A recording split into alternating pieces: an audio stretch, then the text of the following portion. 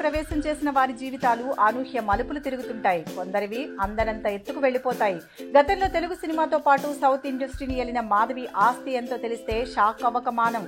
సంప్రదాయ నాట్యకారిణిగా కెరీర్ను స్టార్ట్ చేసిన ఆమె ఆస్తి 10,000 కోట్ల పైమాటే అంటే ఆశ్చర్యం కలగకమానదు.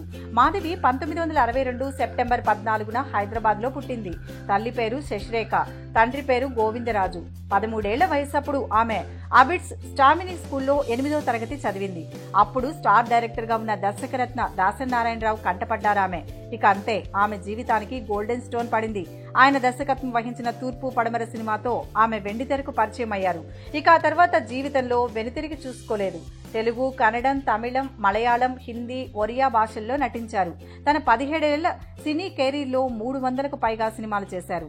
మాధవి ఆధ్యాత్మిక గురువు రామస్వామి శిష్యురాలు. ఆయన సలహా మేరకు ఆయన శిష్యుల్లో ఒకరైన రాజ్ శర్మను వివాహమాడారు. రాజ్ శర్మ జర్మన్ మూలాలున్న భారతీయుడు. తల్లి పంజాబీ, తండ్రి జర్మన్. ఆయన పెద్ద ఫార్మాస్యూటికల్ కంపెనీకి ఓనర్. పెళ్లి తర్వాత సినీ కెరీర్ కు ముగింపు పలికిన మాధవి తన భర్తతో కలిసి అమెరికాలో సెటిల్ అయిపోయారు.